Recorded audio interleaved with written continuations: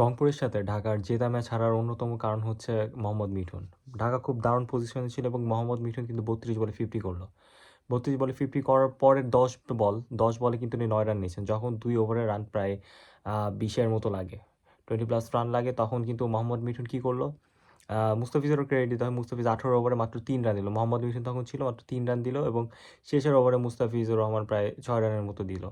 তো যেখানে মোহাম্মদ মিঠুনের যে কাজটা করা হইলো, ১০ বলে ৯ রান নিল। ৩২ বলে 50 করলো, কিন্তু 10 বলে ৯ রান করে পুরো ম্যাচটাকে হারিয়ে দিল এবং মুস্তাফিজের বোলিং এগেইনস্টে উনি খেলতেই পারল না। সাব্বির রহমানের ছিল, সাব্বির রহমান যখন ৭ বলে ১৫ রানের মতো লাগতো, তখন সাব্বির রহমান ক্রিজে, সাব্বির রহমান একটা ৬ মারল, তখন জাস্ট ম্যাচটা মোটামুটি একটা লেভেলে চলে আসলো। তখন ১ ওভারে ৯ রানের মতো লাগলো। মোহাম্মদ মিঠুন থাকলো, মোহাম্মদ মিঠুন একটা সিঙ্গেল দিল, পরে সাব্বির রহমান এসে ২ রান নিল, তারপর একটা ডট, তারপর একটা সিঙ্গেল, কিন্তু মোহাম্মদ মিঠুন লাস্ট ৩ বলে আসলে ১ রান নিল এবং ১ রান নিয়ে পুরো ম্যাচটা ডুবাই দিছে। তো মোহাম্মদ মিঠুনের মতো প্লেয়ার যে কিনা প্রপার একটা ব্যাটসম্যান না, প্রপার সলিড ব্যাটসম্যান না, ইভেন মুস্তাফিজের এগেনস্টে মানে একদম আনপ্লেয়েবল দেখা যাচ্ছিল। মুস্তাফিজকে একদম খেলতেই পারতেছিল না। তো এই লেভেলের যদি ব্যাটিং ক্যাপাসিটি থাকে এবং উনি একটা সেট ব্যাটসম্যান হয়, এমন না যে হুট করে ক্রিজে আসছে। উনি ৩২ বলে 50 করলো, ৩২টা বল ৩৩টা বল খেললো।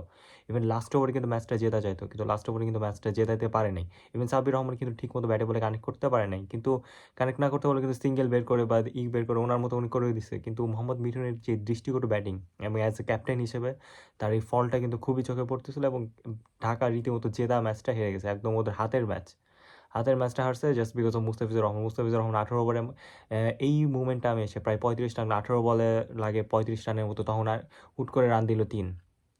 পুরো ম্যাচের সিনারিও, পুরো ম্যাচেরটা ঘুরাই দিল এবং মোহাম্মদ মিঠুনের মতো একটা সেট ব্যাটসম্যান ওই টাইমে ক্রিজে থেকেও কীভাবে উনি ৬ বলে মানে ৩ রান বের করতে পারে, এটা হলো আমার কথা। একটা বাউন্ডারি বের করতে পারে যখন প্রতি ওভারে রান প্রতি প্রায় ১২ রান লাগে, ৬ বলে ১২ রান করে লাগে প্রতি ওভারে। ঠিক ওই মোমেন্টে এসে একটা ৩ রান দেয় এবং যখন মোহাম্মদ মিঠুন 50 করে, ৩২ বলে 50 করার মতো পড়ে।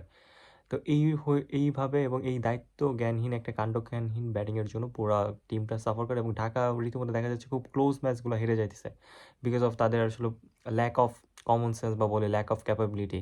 সবাই আসলে কোনো না কোনো খুঁত থাকে এবং যেটা আসলে বাংলাদেশিদের দলের একটা কথা। ইভেন মোহাম্মদ মিঠুন যার জাতীয় দলে জায়গা হয়, তাকে কীভাবে ঢাকা ক্যাপিটালসের মতো একটা বড় একটা ফ্র্যাঞ্চাইজির ক্যাপ্টেন দেওয়া হয়? একটা অভিজ্ঞ অ্যাটলিস্ট একটা ক্যাপ্টেন দেওয়া উচিত ছিল, বা অ্যাটলিস্ট মাহমুদুল্লাহ রিয়াদকে নেওয়া উচিত ছিল ক্যাপ্টেন হিসেবে। তো এইটা হলো ঢাকার অন্যতম বড় ভুল এবং এরই ভুলের মাসুল বারবার দিতে হয়েছে এবং জেতা ম্যাচ বারবার হারিয়ে যাচ্ছে এবং মানে হাত ধরা ছোঁয়ার বাইরে। ইভেন আমরা যদি রংপুর রাইডার্সের কথা বলি, রংপুর রাইডার্সের সোহানও কিন্তু খুব একটা ভালো টাচে নেই। বাংলাদেশি দলের কেউই আসলে ওইরকম ভালো টাচে না, একমাত্র পারভেজ ইমন ছাড়া। যাই হোক, এই ছিল আজকের ভিডিও। আমার অ্যানালাইসিস যদি আপনাদের ভালো লেগে থাকে, আমার আমার চ্যানেলটি প্লিজ সাবস্ক্রাইব করবেন। আপনার সাবস্ক্রাইব আমার জন্য একটা মোটিভেশন। আপনার বন্ধুদের সাথে শেয়ার করতে পারেন আমার চ্যানেল। আল্লাহ হাফিজ।